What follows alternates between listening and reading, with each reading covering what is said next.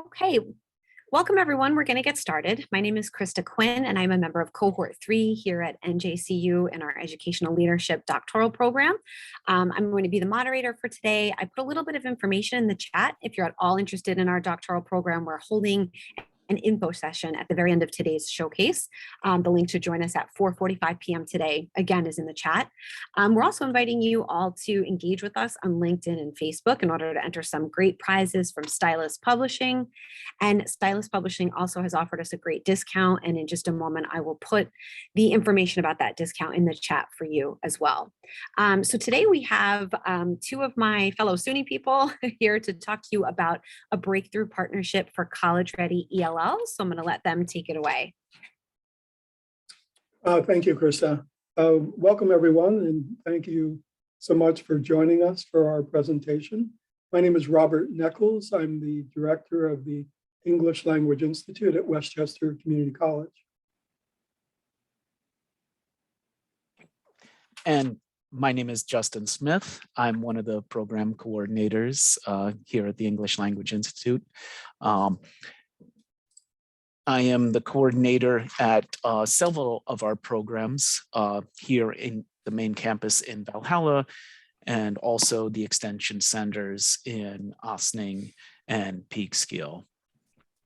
Among my other duties, I also work as the English Language Institute's DSO. So for those of you who are unfamiliar with that, that means that I work directly with the international students and the international students that are coming to study English as a second language with us. And I also work with the students who are planning to go on to college. So that's the area that Justin and I really want to talk about today, which is our work in helping students transition to college programs from our non-credit ESL offerings. I'd like to begin by talking about giving a little background of our English for Academic Purposes course. This program has quite a long history. Well, first of all, it's a 12-week, 72-hour non-credit course offered to advanced level ESL students, and particularly students who are planning to start college. We've offered this course since fall 2004. For 54 consecutive semesters. At the outset of the pandemic in March 2020, the course was moved online and continued to run 4 semesters as a remote course until fall 21, when we were able to move back to in-person classes. For the past 3 semesters, including this summer, we have been able to offer EAP both in person and remotely. The average enrollments per year for this program are about 150. And for the 3-year period from 2019 to 2022, this summer, we had 398 students, which is a decline of only about 10% from our usual enrollments despite the pandemic.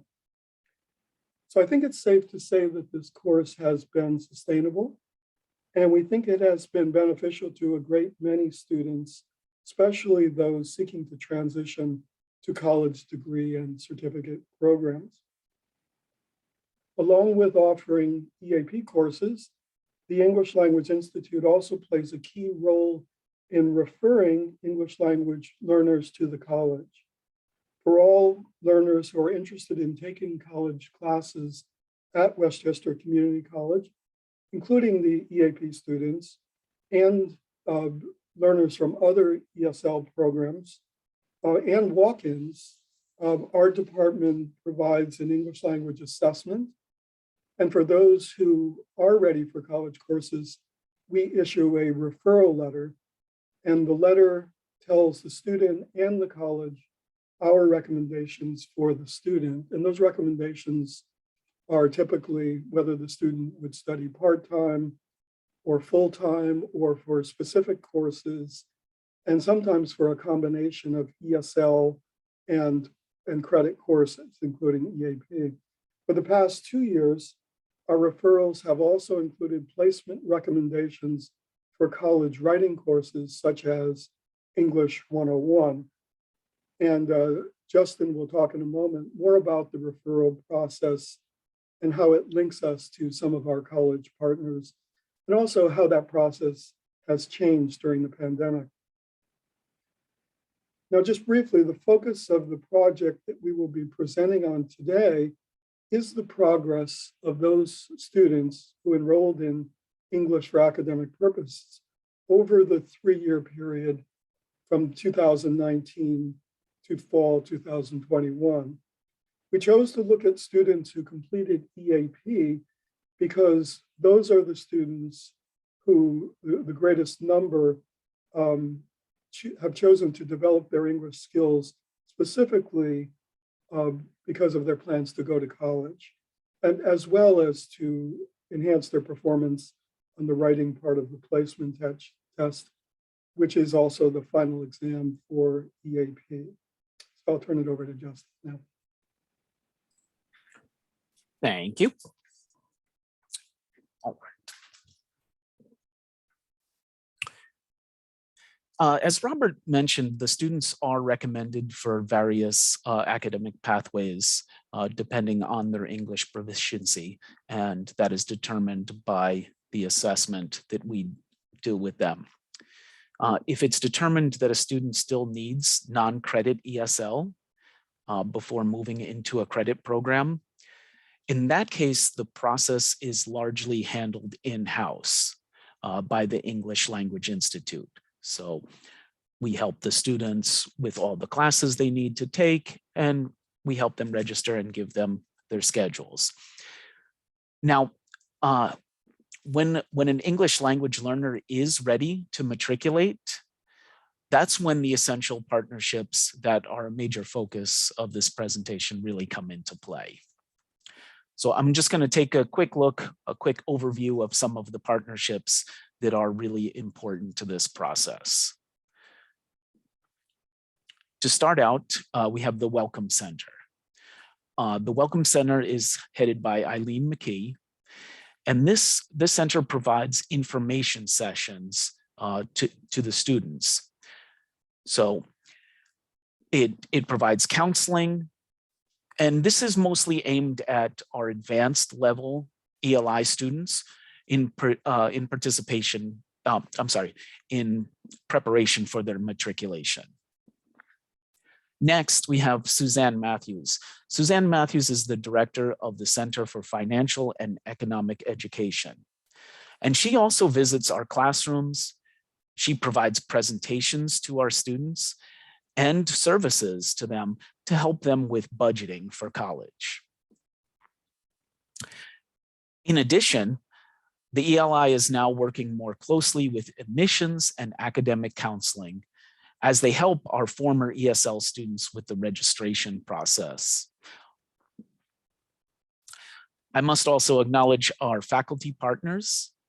By working closely with the teachers in our program, we gain invaluable information about our students and their academic goals. And as a result of the partnership with the International Students Office, advisor and DSO Anne-Marie Varini, we are able to direct students who are incoming international students to our assessment. And then we are able to provide those students with referral letters also. And these referral letters are needed to advise and place these students into their college classes.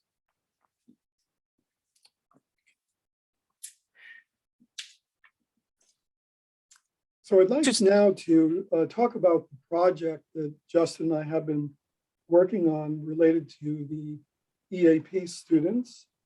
And this is a group of nearly 400 students, 398 to be exact, who completed English for academic purposes from spring 2019 through fall 2021. So what we found when we looked at these students' records is that 169 of the 398 decided to matriculate and receive referral letters from us to take to admissions and academic counselors. Now, among those students, that 169 students who decided to move forward, we've placed them into 4 groups according to how far they have progressed on academic pathways until now through this summer. And what we found is for group 1, our students who have not taken even one college course, 73 of the 169, or 43%. They received referral letters, they stated an intention to start college, but never did. The second group are students who did enroll and passed at least one college course, but did not go as far as to enroll in English 101, and that's 15%.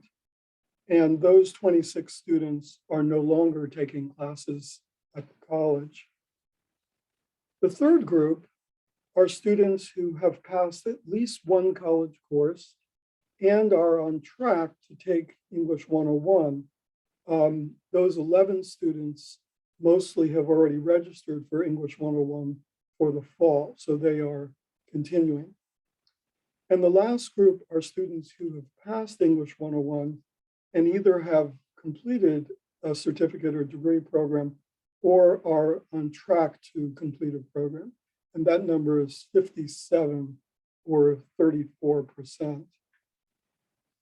So looking at the results for these 169 students from English for academic purposes, the positive view of these results is that 40% of the EAP students from the last 3 years have progressed on academic pathways. And again, that's 40% of those who decided to move on.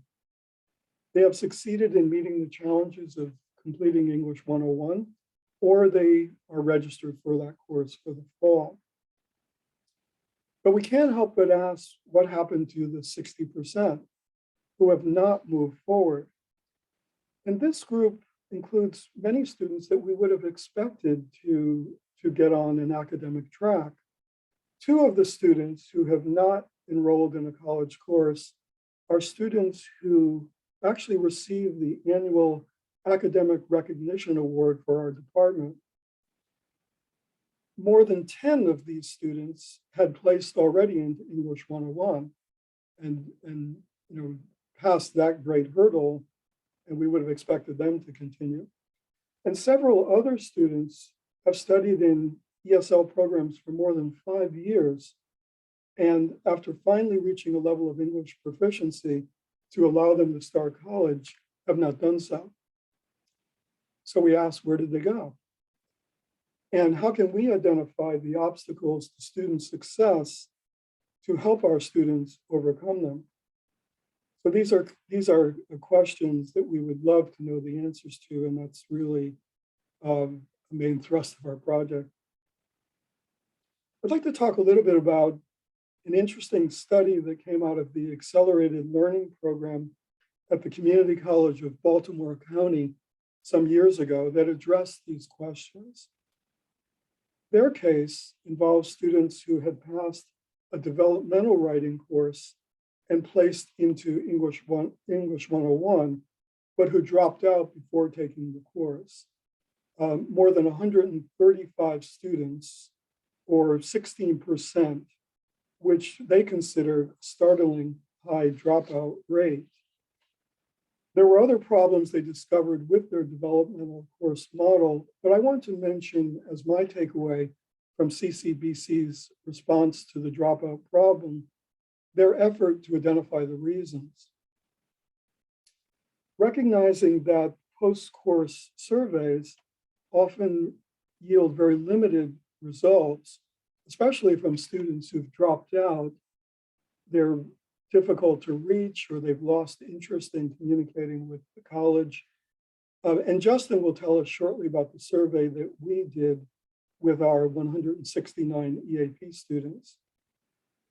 But at CCBC, they decided to not only do a survey of students at the end of the program or after they were gone, but to use a survey at the beginning of their semester. And in giving the students this survey, they posed this question.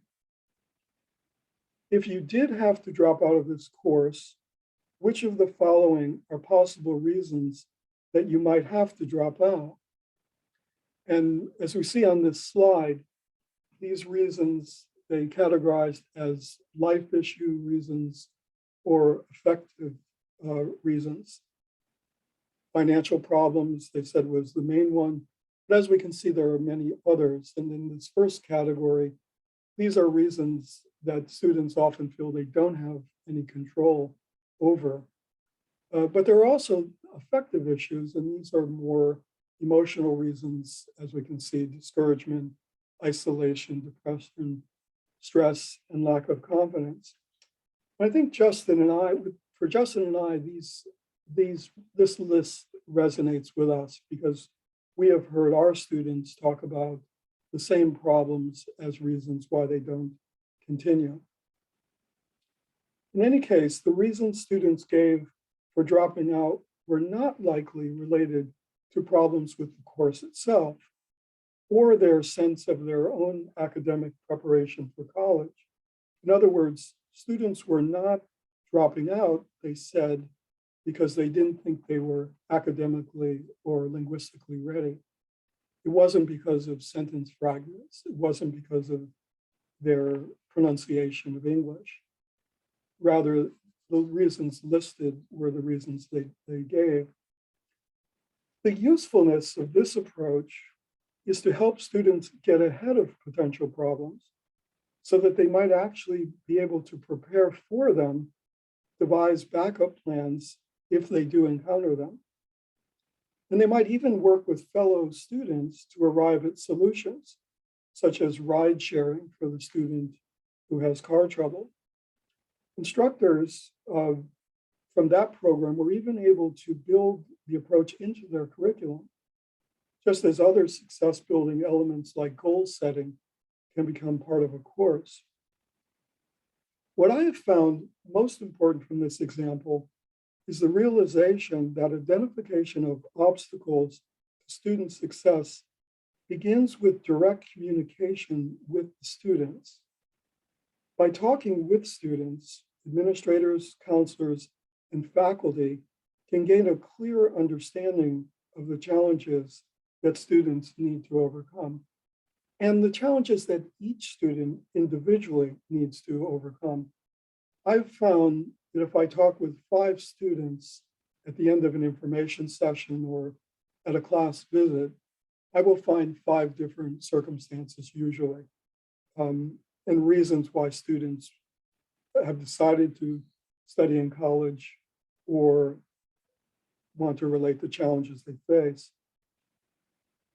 Justin and I find that there's no substitute for one-on-one interviews and conversations that we regularly have with students who are interested in starting college programs. And the timing of that communication is also very important.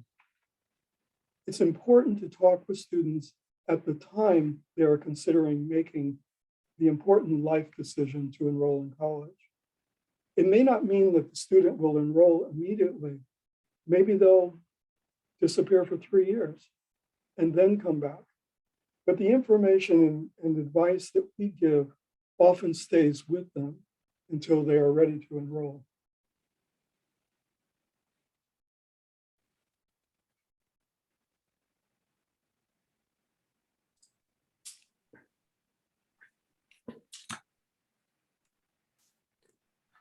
So we're going to take a look at how we can really help these students out. So to do that, we're going to go back. We're going to go back before the pandemic first, and really take a look at this partnership that is the title of our presentation today.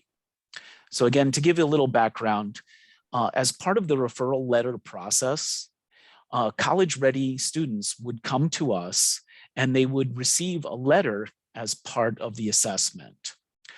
And this letter would be taken to the testing center. Here at the testing center, students were tested on their reading and writing proficiency. In partnership with the English department and the reading department, these students would then be placed into English 101 or one of the developmental English reading and writing courses.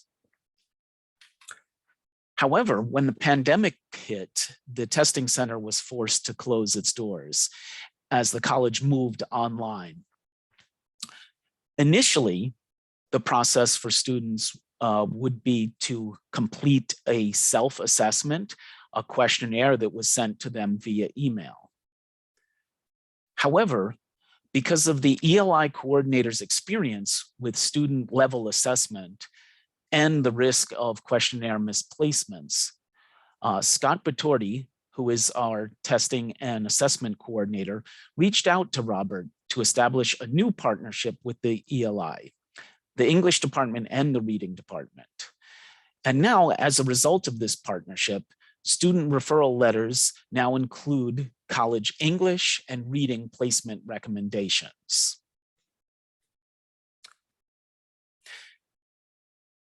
So with this information and what Robert was talking about, we did provide the students with an assessment, another online assessment to see how this process worked out for them.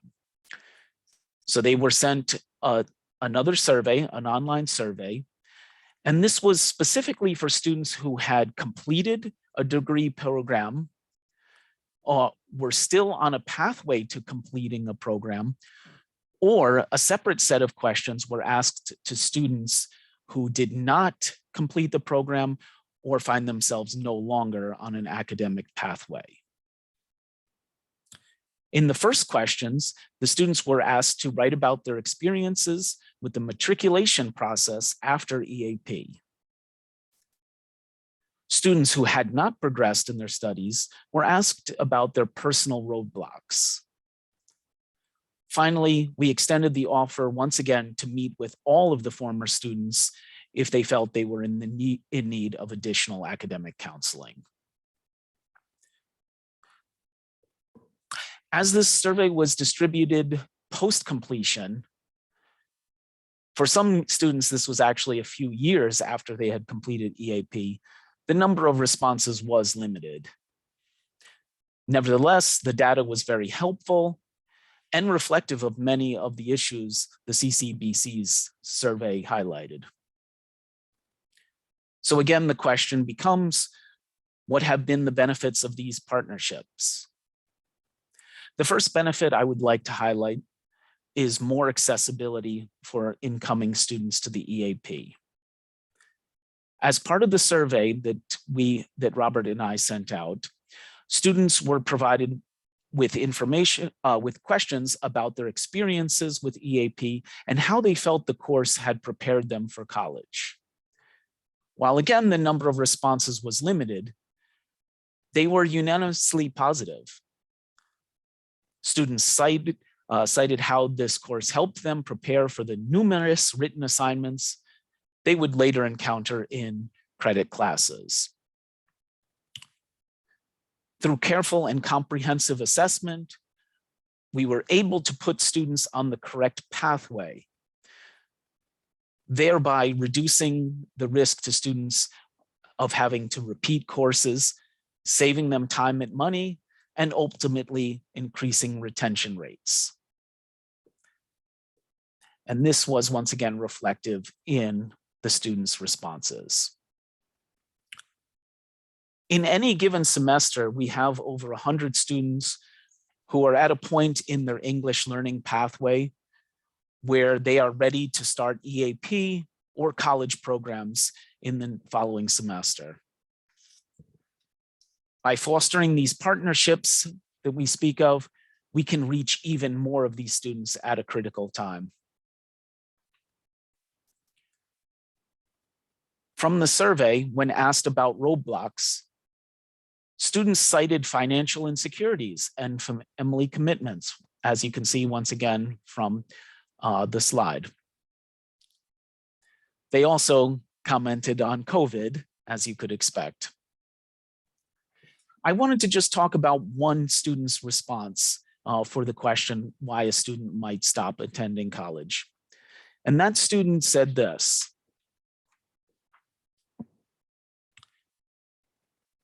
students may encounter some difficulties through the course of study. They often don't know where to turn. I would advise them that the college has a lot of resources and facilities who can help them. Please do not hesitate to reach out. I wanted to share that quote because I felt it to be very inspiring.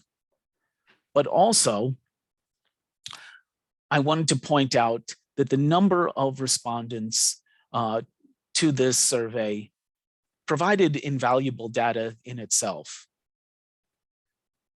Many of the students have moved on in their lives. As Robert mentioned before, timely intervention is most important. Therefore, as coordinators, advisors, and instructors, we really must be aware of these potential roadblocks before they occur.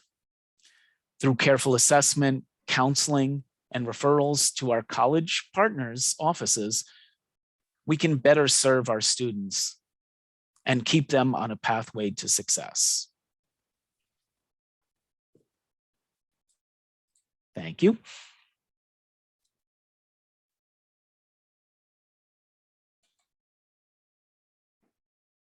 Okay, so we'd be glad to take questions. I do see one question in the chat. In this question, there may be two questions here, but these questions are about our assessments. Is this an assessment you designed? Is it a commercially available assessment? And the answer is actually both. Now, for the EAP students who are planning to go to college, before the testing center turned over that task to us, what would happen is the EAP students for their final exam would go over to the testing center and take a 50-minute essay, choosing from 3 essay prompts. And then readers from the English department would determine what college writing course they placed into. Since we've taken over that responsibility, we've used exactly the same method. And as a final exam in our classrooms, we give a 50-minute essay with a choice of 3 prompts, but we do the assessing of the course recommendation. For other assessments that we do in our program, determining, for example, just the ESL level for our students,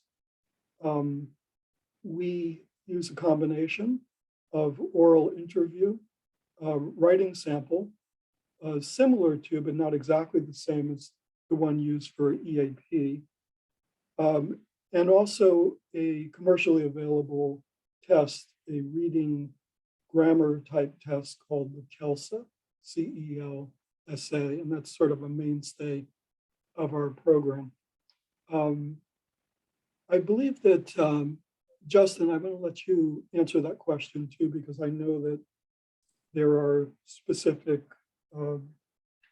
requirements you have for testing F1 students. Yes, that's correct. So for F1 students, for most of the students meet with me online. Some of them meet in person as well. And we use the same types of prompts, written prompts for the students. And we do have an in-house developed multiple choice test to test the students' grammar proficiency. But a major part of this assessment is really the oral interview that we do with each student.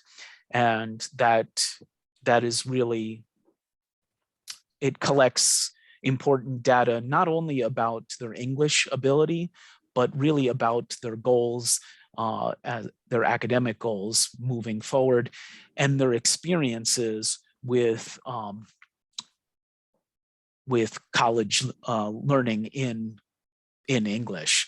If you are familiar with working with international students, one issue that often arises is that students will come here and they're unfamiliar with the process and how courses are taught in the United States. So that type of data is very important to the assessment process. There's also a question about whether we use a rubric or not. So as that question applies again to students who are sitting for the essay test, we do use the same rubric that the English department had used to assess writing. Another question about the referral letter process. Can you describe the referral letter process again? How do students get a letter? What do they do with it?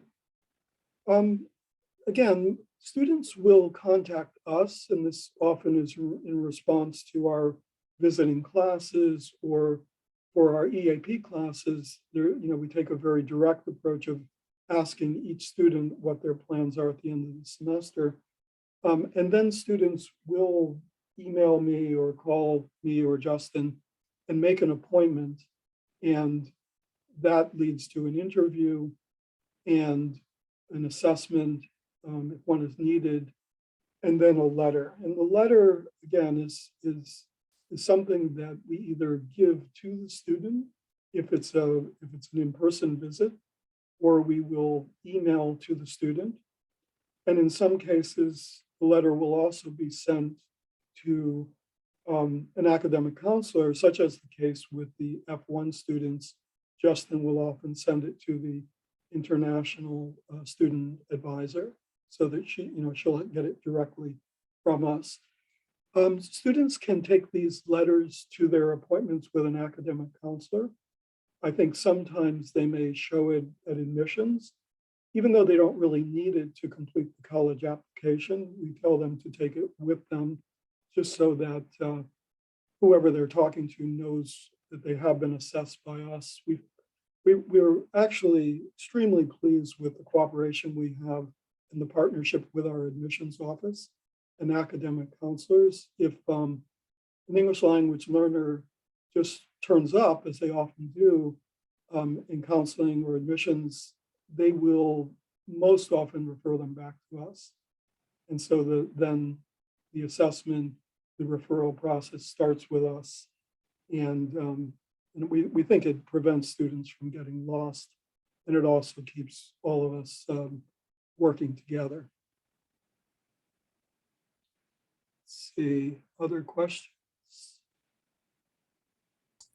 I have a question, unless you prefer them to be in the chat, which is fine. No, please go ahead. Okay. I just wanted to be clear when you talked about the courses you offer in the program, and you have international students. Do those international students, and I think this relates to Robert's question also in the chat, are they taking a certain number of ESL classes plus credit classes, or is it a sheltered ESL program where you're covering different skills and different discrete skills? With the F1s, they have to have the 18 hours face-to-face, but you can mix it up. So I'd like to be clear on whether it's like an immersion or thanks. Sure, and I'll let Justin answer that, particularly as it relates to the F1s. Thank you. So what we have is I went back to this slide where it says it highlights that we have multiple levels of ESL. So our classes start at a level 0 and they go up to a level 7. Why that's important is because we gauge the students as being ready to start a college pathway process once they reach level 6. So if a student is typically at or below a level 6, sometimes level 6, we will let them start the process, but at that point, it is a full-time ESL recommendation. So the students will be doing, in our program, they actually do 20 hours per week, and it will be 20 hours per week of full-time ESL. The next step for students is actually the EAP that we highlighted in this presentation. So the English for Academic Purposes course. So this gives the students their contact hours for ESL. They take another course which is called Accent on Fluency with us. And then they take 2 college credit courses. And these would be courses that are not in English or writing. Okay, and yes, then to your question and to Robert's question, then yes, they can take pretty much any course, but that really comes down to the academic advising on the international student side from Anne Marie Verini. Justin, may I say something, sir? Sure. Yes, I know that in K through 12 environments that the ESL students do take their academic classes in the middle schools and the high schools with the rest of their classmates, like their science, social studies in English, and they do get accommodations to keep pace with the co-teacher for their science class or their social studies class or language arts and math, and they are introduced to sensory support, graphic interactive supports, collocations, graphic organizers, sentence stems, writing across the curriculum, exit steps. They utilize those academic literacy. Now, have you heard any stories about actual ESL students, generation 1.5 students who graduated from high school in America, but they're still in ESL, and then they're also able to take, let's say, a biology class and a sociology class with the rest of the student population, like they did in high school. To your knowledge. Let me take a stab at that, and Justin, you can follow up as well. We're not serving 1.5 generation students explicitly. We do find that we have students whose English language proficiency really does enable them to take regular college courses. And it's not necessarily because they grew up here or went through public school here, but are weak in a particular skill area, but just simply because they are stronger, say, as speakers. Their reading ability may be quite fine for taking most college courses, but perhaps their writing ability is not high enough for them to place into English 101. So we do have very commonly cases like that where students have started college, they're taking probably not a full load, but they are taking some regular college courses and EAP as well.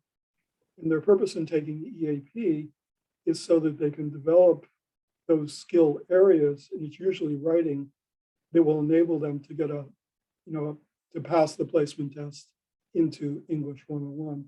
Those are more often our cases where students have one foot on the credit side and the other in our program.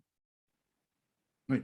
Are there some ESL, some of the students high level at ESL who take, let's say, a biology class or sociology class, but they need to have a lot of support for their literacy and understanding content, academic vocabulary, understanding the text, and they might need some extra support with understanding content, academic vocabulary in an oceanography class, understanding the lectures and using graphic organizers, sentence stems, writing, using sentence stems, exit slips, those approaches that are used in K through 12. Are you aware about this? Are you in Westchester aware about this? That other ESL students who might be taking an oceanography class or a sociology class, advanced level, but they still need those K through 12 supports with graphic organizer for vocabulary, reading, claim, science, cement, text, understanding content, vocabulary, and also maybe the Cornell notes to annotate texts and come up with their own words. Yeah, Robert, I mean, we don't design our EAP course with those specific needs in mind, and we may or may not be aware of what the student actually is looking for in very specific areas, as you've discussed, for an oceanography course or something like that. But we do often have students who register for EAP because they have a certain need, and they think that our course will enable them to reach a higher level of English ability. to succeed or do better. I teach one EAP section right now, and I have a student who already has a 4-year degree. And she's taking EAP in preparation for graduate school. So she knows her needs and thinks the course will benefit her. And, you know, as I talked with her before she registered, I agreed that probably the course would help her because the needs that I could see were control of grammar and writing, for example, or the need to enrich her academic vocabulary. So I don't know if it's, you know, we're not building a course around a content like biology or oceanography. Specifically, you know, we would just not have enough students to do that. I don't know if that answers your question. There are certain areas where we are developing contextualized EAP courses for healthcare, for example. But it's not, I think we're talking about something that's a bit different than what you know well about on the K through 12 model. Okay.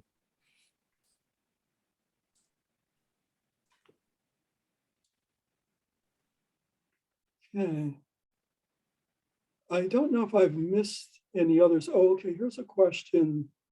Is the Welcome Center exclusive to the ESL population? And the answer to that is no. The Welcome Center is for the entire college and for many types of people who would come to the college and be able to benefit from their resources. Eileen McKee is a wonderful partner for us. She has a very strong ESL background, and it's just by her willingness to do information sessions for our students, but also to be the type of partner who will make appointments with students and help direct them in many ways. And I think as Justin is talking about our need to, you know, expand our partnerships and, you know, and find in some ways to help replicate what we do through partners. Eileen is just absolutely the greatest partner in that sense. She does and is able to do very much what we do, but it's only a small part of her job and her center.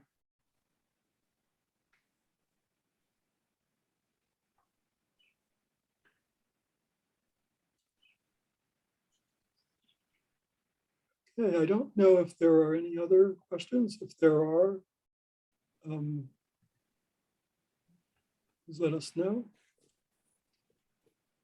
Thank you both so much. Thank you everyone for attending. If you see in the chat, I put a survey for this session. If you would all just take a moment or two to fill that out. And then if there are no other questions, if there are questions, you're free to stay. And if not, thank you again for coming. The next session begins at 2:15. It is a networking session. So we look forward to seeing you all later today.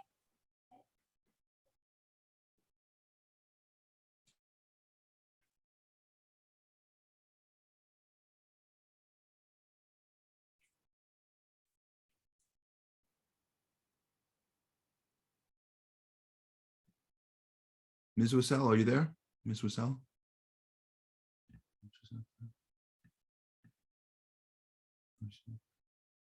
Hope Belcher's on. Justin. Yep.